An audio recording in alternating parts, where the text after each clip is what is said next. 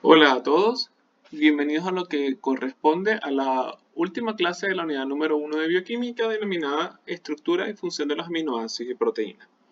Ya para esta oportunidad hablaremos un poquito más del grupo protético que está asociado a la mioglobina, tal como hablamos en la clase anterior.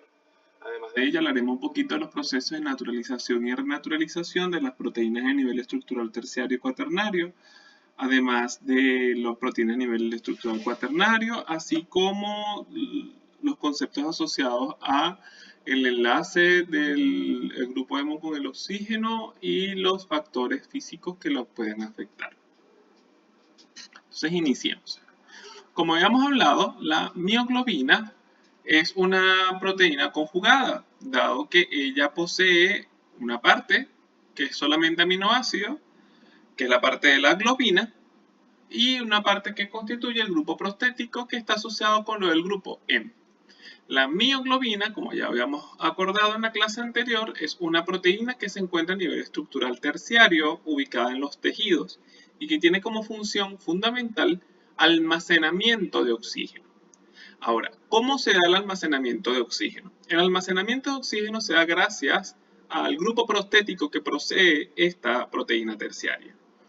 Como tips, siempre o casi siempre en todas las proteínas que son de tipo conjugada, y si estas proteínas cumplen una función específica, esa función siempre está asociada a ese grupo prostético. En este caso, el almacenamiento de oxígeno se lo debemos al grupo prostético, que es el grupo hemo o el grupo M.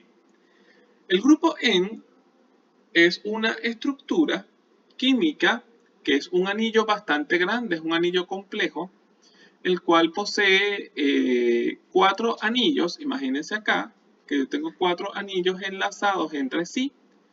Cada uno de estos anillos se llama anillos de porfobilinógeno. Aquí tenemos un anillito, aquí está otro anillo, aquí está otro anillo, aquí está otro anillo. Cada uno de esos anillos se llama anillos de porfobilinógeno. Cuando están los 4 unidos entre sí, pues genera un anillo macro que se llama protoporfirina, cuya nomenclatura ha variado dependiendo del libro que ustedes consulten, pero la nomenclatura que se maneja en la actualidad es la protoporfirina 9.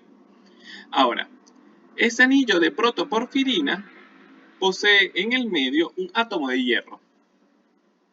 Dado este átomo de hierro, posee 6 enlaces de coordinación, 6 enlaces con los cuales se puede unir el átomo de hierro. 4 de esos 6 enlaces, el átomo de hierro los gasta unido a ese anillo de protoporfirina. El átomo de hierro se va a unir a los nitrógenos de cada uno de los nitrógenos asociados a cada uno de los anillos de porfobilinógeno del anillo de protoporfirina, ¿no? Entonces me van quedando 2 enlaces que están aquí disponibles. Por eso es que si nosotros vemos acá en el recuadro rojo, vemos que están 4 enlaces gastados, que se supone que todo esto está asociado al anillo de protoporfirina. Entonces me van quedando 2 enlaces libres. Hay un enlace que es el que mantiene fijo el grupo prostético a la molécula de globina, que es lo que mantiene unido entonces el grupo prostético con la parte proteica de la proteína conjugada. Entonces se gasta un quinto enlace de coordinación unido a esa parte proteica. Ahora bien, no se une en cualquier parte. Se une específicamente en un residuo de un aminoácido específico, y ese aminoácido es un residuo de histidina. Entonces, 4 enlaces de coordinación del hierro se unen con porfobilinógeno, un enlace de coordinación se une con una molécula o un residuo de histidina asociado a la globina, que es la parte proteica, y ya me va quedando un solo enlace de coordinación disponible. Ese enlace de coordinación que me va quedando disponible es el que queda libre para enlazar el átomo de oxígeno. Entonces, una molécula de mioglobina, entonces una unidad de mioglobina tan solo puede enlazar un átomo de oxígeno, porque tan solo me va quedando un solo átomo, un solo enlace, perdón, de coordinación libre. Aquí tenemos, ¿no? Que es lo mismo, pero está en otra forma. 6 enlaces de coordinación, que son los enlaces de coordinación del hierro, ojo ahí, y 4 gastados con el anillo protoporfirina, uno que se une a la histidina para fijarse con la globina y el otro que queda disponible con el átomo de oxígeno. Importante que si ahí no se une el oxígeno, entonces lo que se va a unir es agua. Y la molécula cuando no tiene oxígeno se llama desoximioglobina. ¿Bien? Y si se une el oxígeno, entonces se va a llamar oximioglobina. Importantísimo un detalle. Cuando se une el oxígeno por su parte, tiende a formar un enlace con otra histidina presente en la molécula de globina. Véanlo de esta forma. El grupo hemo está ubicado acá en el centro de la molécula. Entonces acá se inserta, ¿no?, en un espacio dentro de la molécula de globina. Entonces todo esto es proteína, ¿no?, y esto es grupo prostético. Entonces acá está el grupo prostético, el anillo protoporfirina, aquí está el enlace de coordinación unido con la histidina que lo mantiene fijo, perfecto, y luego acá se une el átomo de oxígeno. Muy bien. El punto está que ese átomo de oxígeno, una vez que se enlaza acá, tiende a unirse con la histidina que está aquí, pero es el oxígeno. No tiene nada que ver con el grupo hemo. Es el oxígeno una vez que se unió al grupo hemo. Entonces, hay dos histidinas.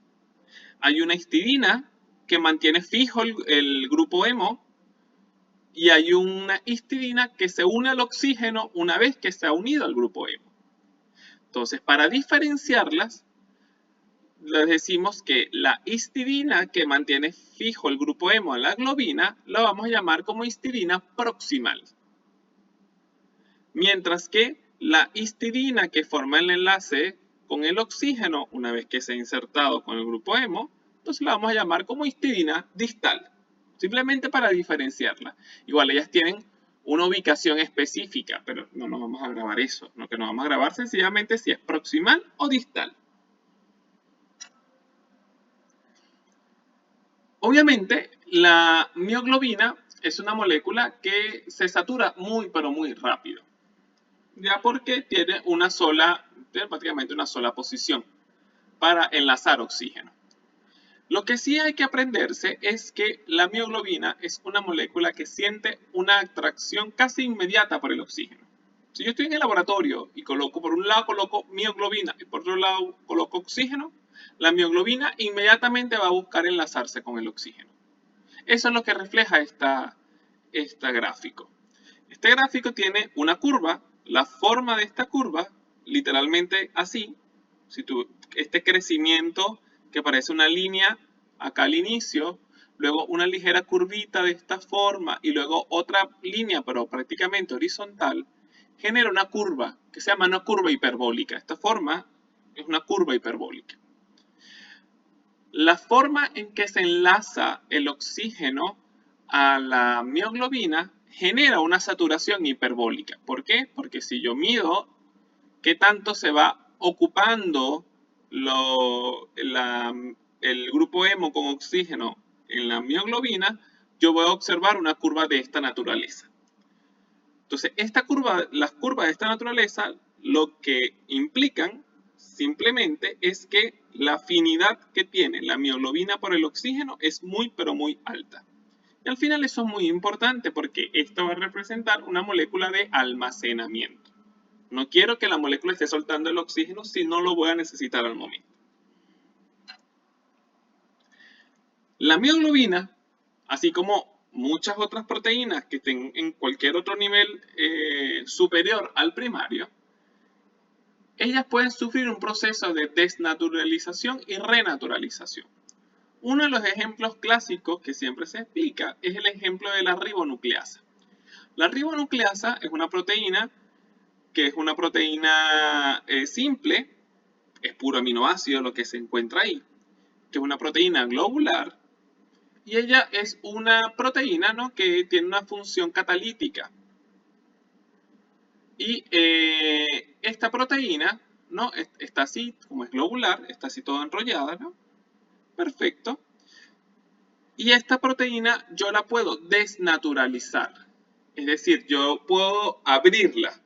Imagínense que yo tenga todo esto así enrollado y yo la quiero soltar. Si nos recordamos la cantidad de enlaces que los mantenían, nos acordamos que en el nivel estructural secundario habían puentes de hidrógeno intra o intercatenarios, que habían unos puentes de disulfuro dependiendo, que había ya para nivel terciario que habían unas interacciones de Van der Waals, que había algunas que otras interacciones iónicas, ya que empezaban a sumarse otros tipos de interacciones que los mantenían enrollados. Ahora, lo que yo hago en el proceso de desnaturalización es agregar componentes químicos para quitar todos esos enlaces que mantienen estable la proteína en niveles superiores, para poder llevar la proteína a nivel primario. ¿Okay? Entonces yo agrego urea y mercaptoetanol, que son desnaturalizantes, moléculas que rompen esos enlaces que mantienen el secundario y terciario, rompen todos los enlaces débiles y rompen el enlace fuerte de disulfuro. Pero, ojo, no logran romper el enlace peptídico. No logran, ojo ahí, no logran romper el enlace peptídico. Eso es muy, pero muy importante. Entonces me va quedando como una cuerda así toda suelta. Obviamente, la proteína pasa de un nivel estructural, como en este caso terciario, a un nivel estructural primario.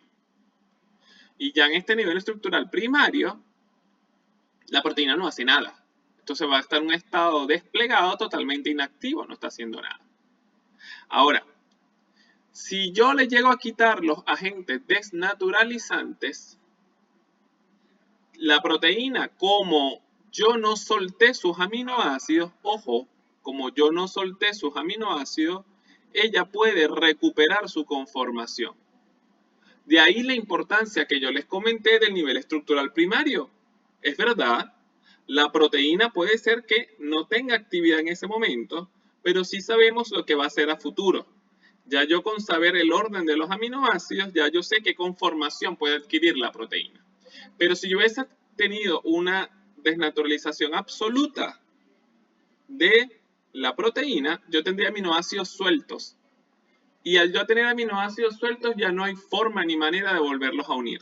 Se pueden volver a unir, pero no garantizo el orden requerido para tener la proteína como era al inicio. Para ello tendría yo que recurrir al código genético, y eso es algo más celular.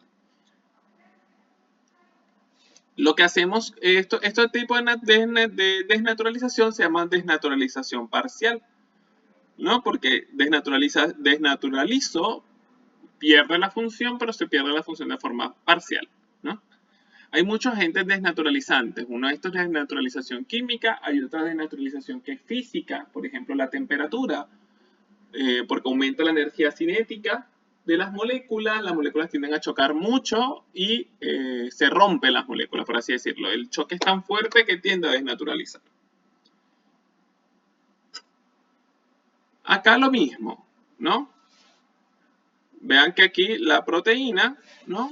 Si, ojo, solo si yo quité los agentes desnaturalizantes, ella puede adquirir buscar su forma, su conformación inicial, la conformación que tenía antes de desnaturalizarla. Solo esto va a ser posible si yo nunca perdí el nivel estructural primario. Lo mismo ocurre, o sea, si una chica tiene el cabello todo crespo, por ejemplo, y ella se va a secar el cabello o se va a planchar el cabello pasa, ya que eso es queratina, rompe todos los enlaces de hidrógeno, ¿ok? Rompe, entonces el cabello pasa a un nivel estructural secundario a un nivel estructural primario. Entonces queda así todo liso, ¿verdad? Perfecto, porque hicimos una desnaturalización mediada por el calor y también por el efecto físico, ¿no? Del cepillo, el asunto, ¿no? Pero principalmente por el calor. Perfecto, ahora quitamos el calor y el cabello se vuelve a hidratar, vuelve a recuperar los enlaces de hidrógeno y el cabello se puede volver a enrollar. Ahora, nosotros en ningún momento cortamos los aminoácidos. Si cortamos los aminoácidos, la chica se queda sin cabello, literalmente, ¿no? Porque ya no están aminoácidos unidos.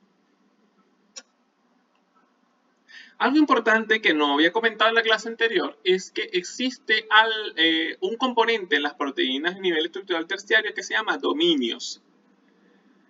Los dominios se los comento así porque en la literatura siempre existe como esto en que está particular en algunas proteínas, que es como una región independiente o semi-independiente de las proteínas terciarias.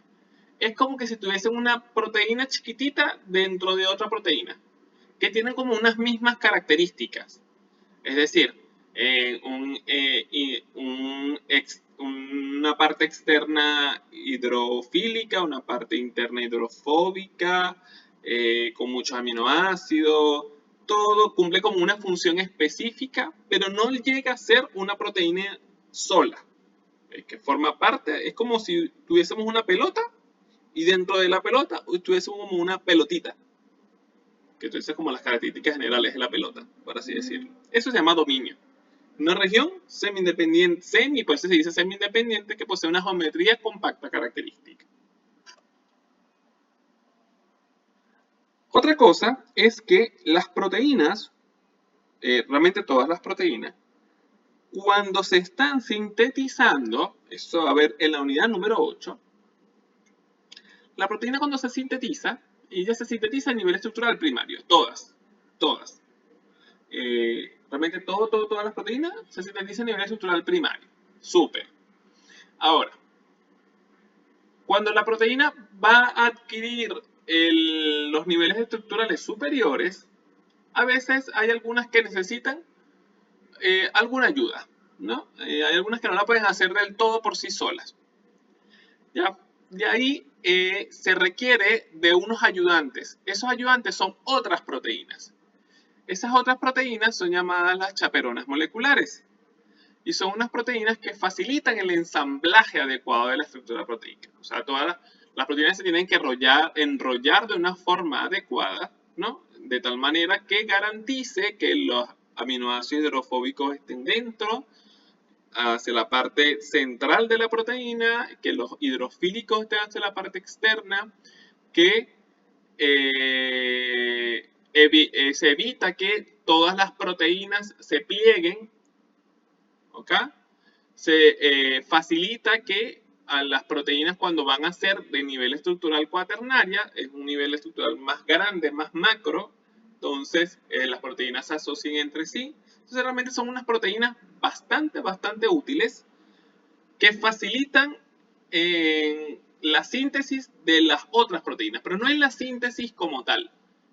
Es más como en el acomode una vez que la proteína fue sintetizada. Una vez que salió la proteína a nivel estructural primaria, ¿qué hacemos con ella? ¿Cómo se enrolla? Bueno, eso lo facilita este tipo de proteínas, las chaperonas moleculares. Muy bien, hablaremos ahora de las proteínas que se encuentran a nivel estructural cuaternario. Las proteínas que se encuentran a nivel estructural cuaternario son las proteínas oligoméricas. Un ejemplo clásico de las proteínas oligoméricas es la hemoglobina. La hemoglobina, imagínense que es como 4 moléculas de mioglobina juntas. Entonces, si son 4 moléculas de mioglobina, entonces yo voy a tener 4 grupos hemo, son 4 cadenas de globina. Las globinas, en este caso, son 4, hay 2 que lo vamos a llamar alfa, hay 2 que lo vamos a llamar beta. Entonces, si tenemos 4 grupos hemo, entonces podemos enlazar 4 átomos de oxígeno. ¿Ok? Entonces, recuerden esa parte. Es como multiplicar una mioglobina por 4, ¿no?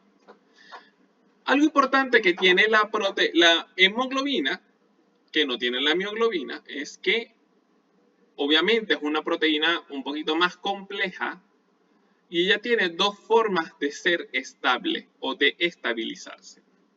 Si tiene o si no tiene oxígeno.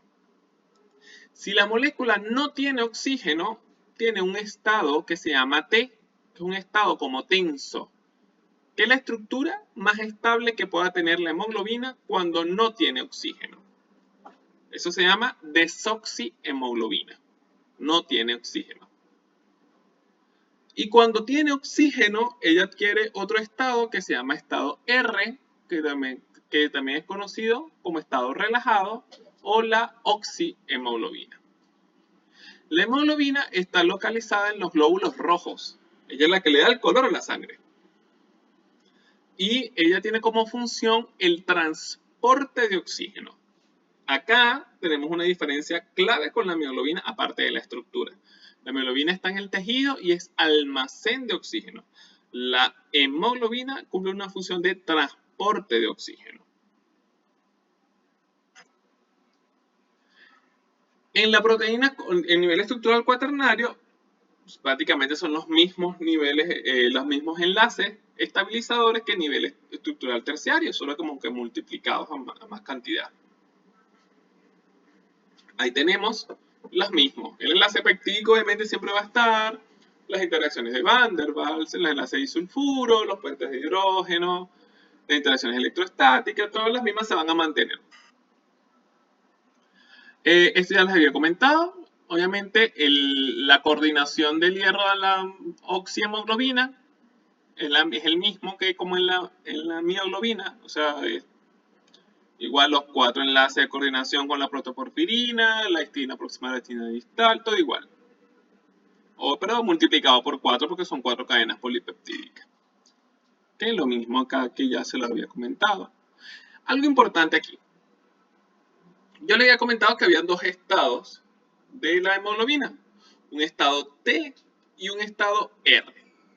El estado T es el estado más estable que puede adquirir la hemoglobina cuando no tiene oxígeno, que se llama desoxihemoglobina. Y generalmente es un estado que tiene muchas interacciones iónicas. Muchísimas. ¿Qué es lo que facilita? Enlaces iónicos bastante. ¿Qué es lo que facilita que esté estable? Para pasar del estado T al estado R, cuando viene el oxígeno, hay que romper esos enlaces iónicos y algunos puentes salinos para poder pasar de aquí a acá. El detalle es que esto no es tan fácil. Hay 4 sitios en donde yo puedo enlazar oxígeno porque hay 4 grupos hemo. Súper. Cuando apenas va llegando el oxígeno no es que se une los 4 de una vez. No es que llegaron los 4 y los 4 ocuparon su puesto. No. Aquí hay un enlace progresivo del oxígeno. Primero se une el uno, luego le sigue el otro y así sucesivamente hasta llegar a los 4. La unión del primer átomo de oxígeno es la unión más difícil. ¿Por qué? Porque se encuentra con todos los enlaces iónicos y salinos acá, ¿no? Pero una vez que el átomo de oxígeno, el primero, se unió, se rompieron estos enlaces iónicos y salinos de acá, y eso facilita la unión del segundo átomo de oxígeno. Y obviamente la unión del segundo átomo de oxígeno facilita la unión del tercero, y la unión del tercero facilita la unión del cuarto. Ese efecto, ¿no? De que el primero se une, cuesta mucho que se una, y facilita la unión del segundo, el segundo con la del tercero y así sucesivamente, se llama cooperativismo positivo de la unión del oxígeno y la hemoglobina. ¿Okay? Es la manera en cómo ocurre la transición del estado T al estado R. Es la manera en cómo ocurre el rompimiento de los enlaces iónicos y salinos del estado T para convertirse la hemoglobina en estado R.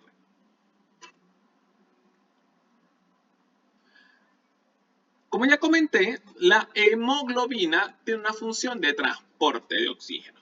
Entonces, ella normalmente se está bandeando entre el sistema arterial y el sistema venoso. ¿Qué sucede? Bueno, tenemos que empezar de algún lado. Vamos a empezar de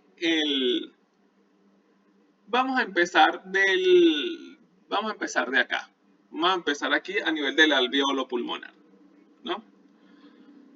A nivel del alveolo pulmonar, ¿no? Durante la inspiración,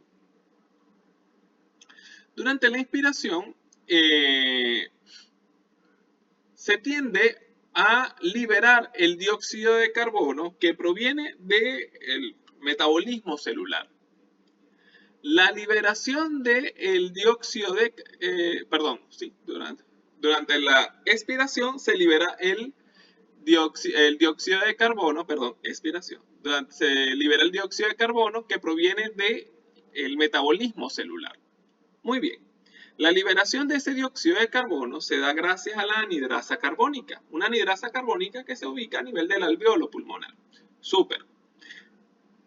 La liberación de ese dióxido de carbono tiende a aumentar el pH a este punto, a nivel de los pulmones, a nivel del alveolo.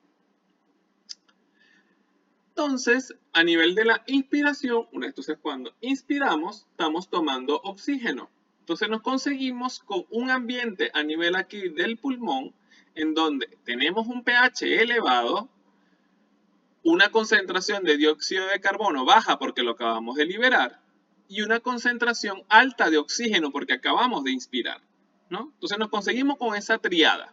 Vuelvo y repito. Un pH bajo.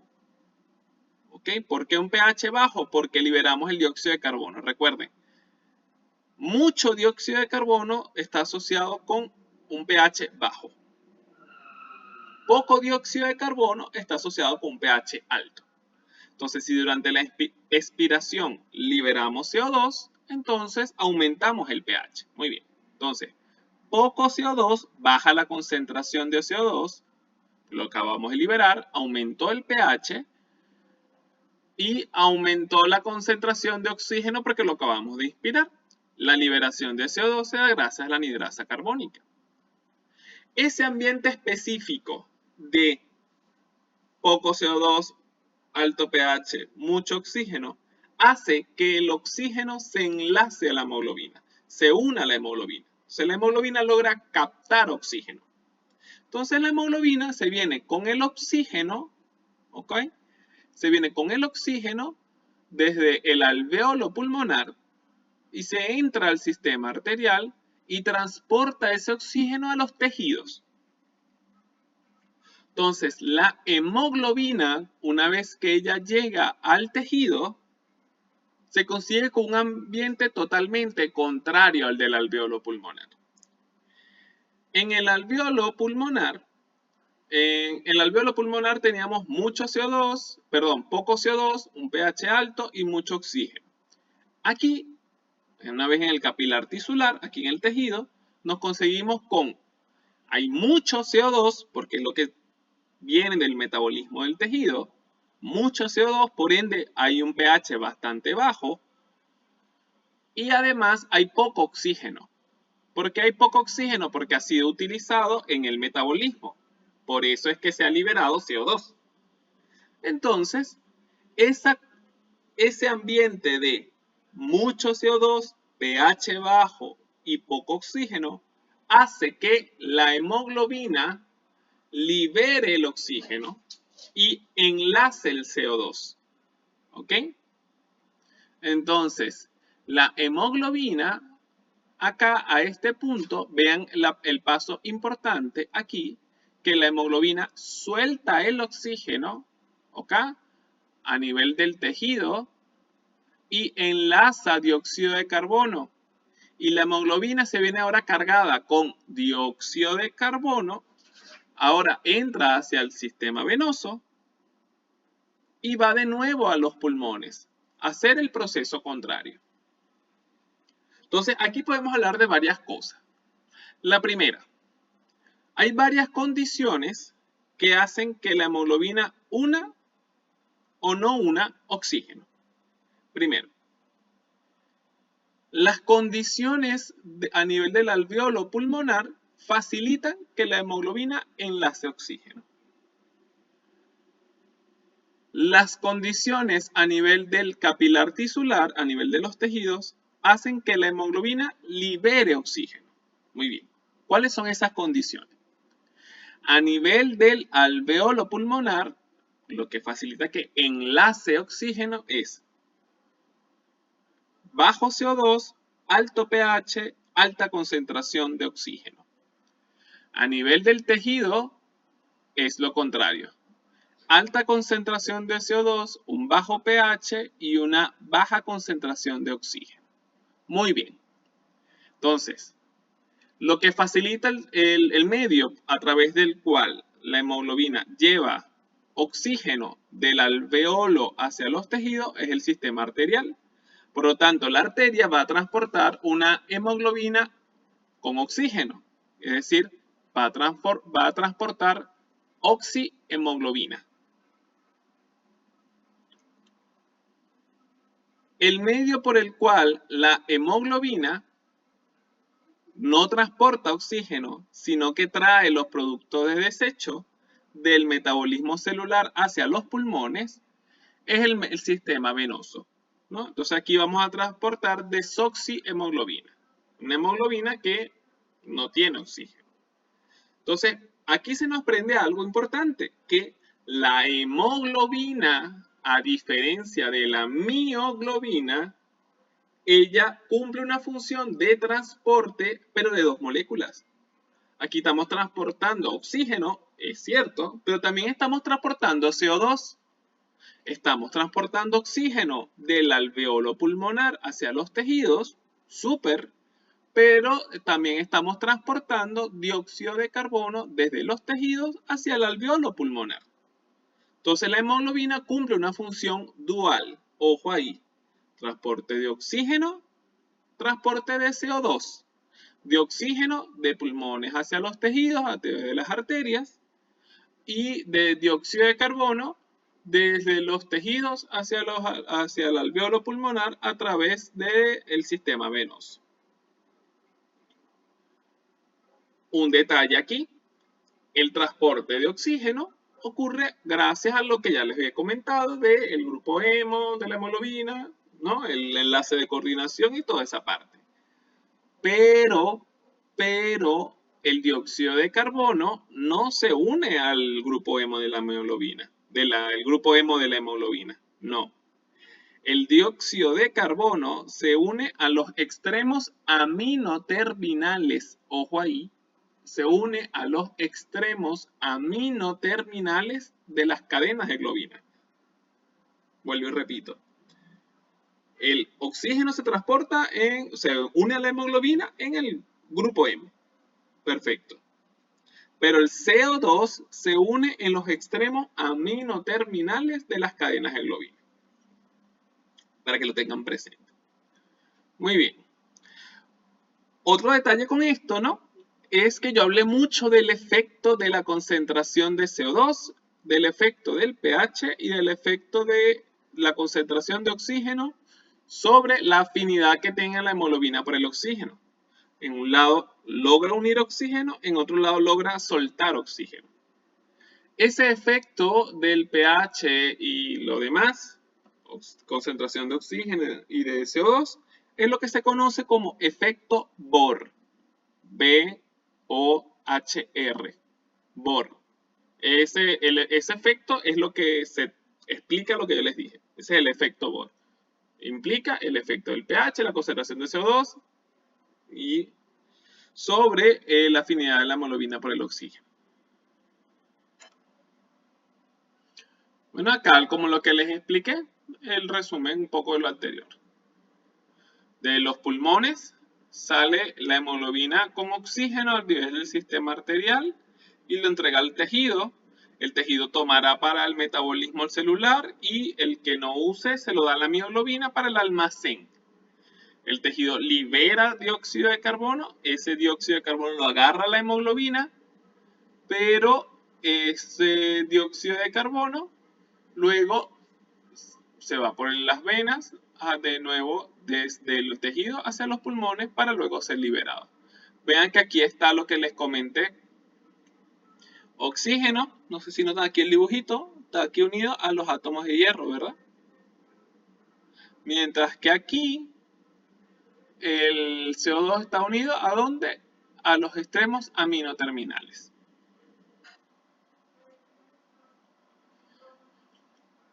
La curva de disociación de la hemoglobina con el oxígeno es distinta a la de la mioglobina. La de la mioglobina es así, ¿no? Que les dije que eso es hiperbólico. El de la hemoglobina no es de esa forma. ¿Por qué? Porque la hemoglobina se bandea en este cuento del pH, que la concentración de CO2 y todo lo demás. Razón por la cual ella tiene una forma que simula una S, que es la roja que está aquí. Y esa forma es una forma sigmoidea. Entonces nosotros decimos que la curva de saturación de la hemoglobina por el oxígeno tiene una curva de saturación de tipo sigmoide o sigmoidea.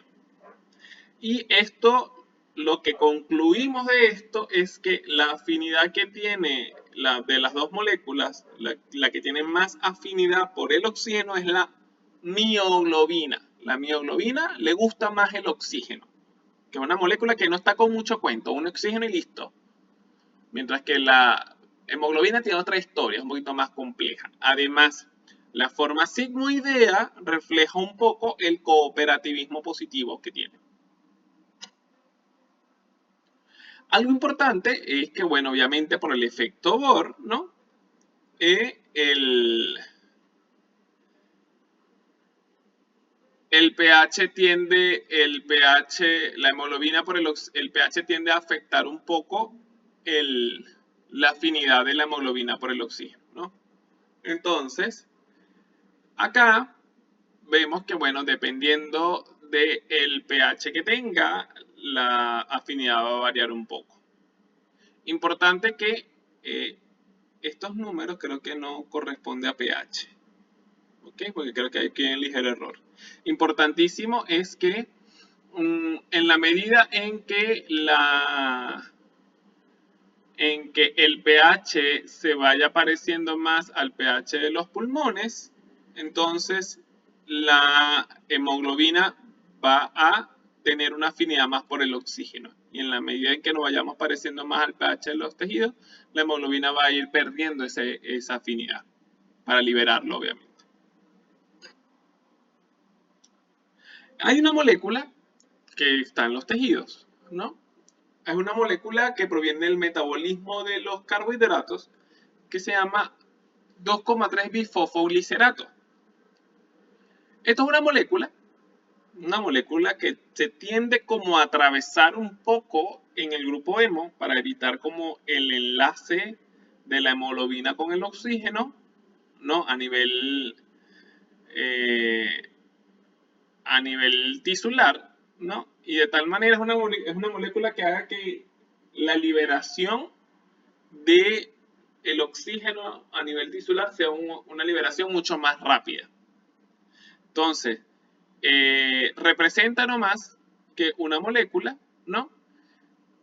Que disminuye la afinidad de la hemoglobina por el oxígeno. Simplemente es una molécula que hace que la liberación de oxígeno sea cada vez más rápida, ¿no? Entonces aquí vemos efectos alostéricos, también llamados como, sí, llamados como efectos alostéricos, efectos que tienden a favorecer el estado T al estado R, ¿no? Mucho oxígeno, poco CO2, mucho pH y bajo bifosfoglicerato favorece que la hemoglobina enlace oxígeno, favorece el estado R. Favorece que pasemos del estado T al estado R. Lo contrario, si tenemos poco oxígeno, mucho CO2, un bajo pH y mucho bifosfoglicerato, favorece que pasemos del estado R al estado T. Es decir, que perdamos el oxígeno. ¿Cuál es este cuento con el bifosfoglicerato? Cuando pasamos de un lado, ¿no? No sé, vivimos en una zona que está a un nivel del mar específico, ¿no? Pero si nos vamos a una montaña súper de repente, así súper alta, ¿no? La presión de oxígeno tiende a bajar un poco. Entonces uno como que le falta un poquito de oxígeno. Caemos en una situación ambiental un poquito de estrés. Razón por la cual la circulación que tenemos de la hemoglobina tiene que ser como un poquitito más rápida. ¿Por qué? Porque ya lo que ella vaya llevando de oxígeno al tejido lo tenemos que liberar cada vez más rápido. Entonces, el bifosfoglicerato tiende a producirse mucho cuando estamos en ambientes con concentraciones limitadas de oxígeno. Todo es con el objetivo de disminuir la afinidad de la hemoglobina por el oxígeno. La hemoglobina no hace nada con el oxígeno, no nos importa. Es una molécula simplemente transportadora. Pero sí nos importa lo que va a hacer el tejido con el oxígeno. Por eso queremos que la hemoglobina lo suelte y se quede el tejido con el oxígeno. Aquí bueno, aquí está el ejemplo de la anemia drepanocítica. No sé si se recuerdan que yo les dije que la secuencia de los aminoácidos, que es el nivel estructural primario, es el nivel más importante. Que si había un error en la secuencia de los aminoácidos, la proteína perdía función. Bueno, aquí está un ejemplo de ello. La anemia drepanocítica es una alteración genética en donde el aminoácido en las cadenas beta de la hemoglobina, o sea que yo les dije que había dos alfa y dos beta. Bueno, en las beta, en la posición 6, tan solo se cambia un aminoácido. Uno se lee un aminoácido. En vez de ser glutamato, se coloca valina. Ese es todo el error que hay. Por esa simple razón, la hemoglobina pierde función. Pero obviamente estamos hablando de dos moléculas, de dos cadenas. Entonces, ya el eritrocito deja de estar así como para estar de esa forma, porque ahora es que trabaja a la mitad. Estamos trabajando el 50%. Por último, acá tenemos una molécula por la cual la hemoglobina tiene mayor afinidad. Si existe algo por la cual la hemoglobina tiene mucha más afinidad de todo, es por el monóxido de carbono. ¿Ok? Si nosotros le ponemos un montón de moléculas, monóxido de carbono, oxígeno, CO2, y queremos evaluar por cuál es la que se va a unir primero, la hemoglobina, ella se va a unir primero al monóxido de carbono. Siempre, siempre. Entonces nosotros acá tenemos que, después que la gente se queda dormida en el auto, se va a morir súper rápido, podemos tener un ambiente de este tipo. Esto es un tóxico bastante fuerte, después van a ver por qué. Pero sencillamente la hemoglobina tiene una afinidad muy grande. El monóxido de carbono tiende a desplazar al oxígeno. Hasta aquí la unidad. Espero que les vaya bien y nos estamos viendo en la próxima. Que estén súper bien. Hasta luego.